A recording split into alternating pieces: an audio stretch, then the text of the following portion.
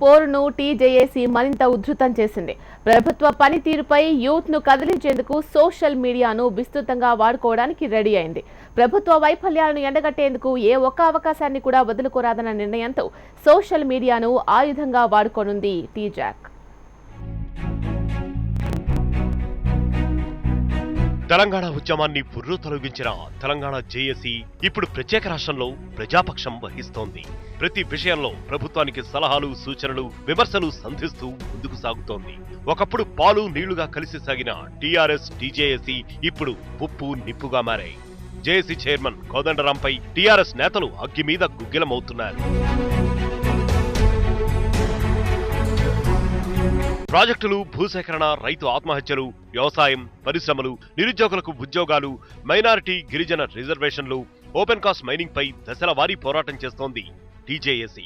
ప్రభుత్వం తీసుకునే ప్రజా వ్యతిరేక నిర్ణయాలపై ప్రజల్లోకి వెళ్తున్న జేఏసీకి అనుకున్నంత ప్రచారం రావడం లేదని భావిస్తోంది.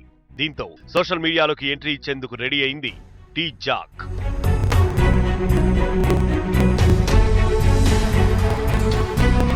రాష్ట్ర వ్యాప్తంగా జిల్లా, గ్రామ స్థాయిల్లో పర్యటనలు చేస్తున్న టీజాక్ కింది స్థాయి నాయకత్వానికి సోషల్ మీడియా వినియోగంపై అవగాహన కల్పించడానికి శిక్షణా శిబిరాలను నిర్వహిస్తోంది. అన్ని సోషల్ మీడియా అస్త్రాల ద్వారా పోరాటానికి సిద్ధమవుతున్నామని జేఏసీ చైర్మన్ కోదండరాం చెప్పారు.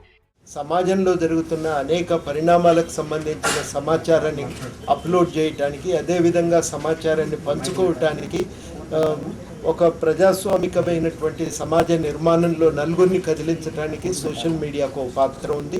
దాన్ని గుర్తించి ఆ సోషల్ మీడియాను వినియోగించుకోవడానికి కావలసిన నైపుణ్యాన్ని పెంపొందించుకునే లక్ష్యంతో ఇవాళ ఈ మీటింగ్ ఏర్పాటు చేసుకున్నాం. ఇప్పటికే ఓ వాట్సాప్ గ్రూప్, వెబ్సైట్ మొదలుపెట్టిన తెలంగాణ జేఏసీ త్వరలోనే ఓ మాసపత్రికను కూడా ప్రజల ముందుకు తేవాలన్న యోచనతో ఉంది. ఫేస్బుక్, ట్విట్టర్తో ప్రతిరోజు ఉద్యమ కార్యాచరణను ప్రజల్లోకి తీసుకెళ్తామంటున్నారు.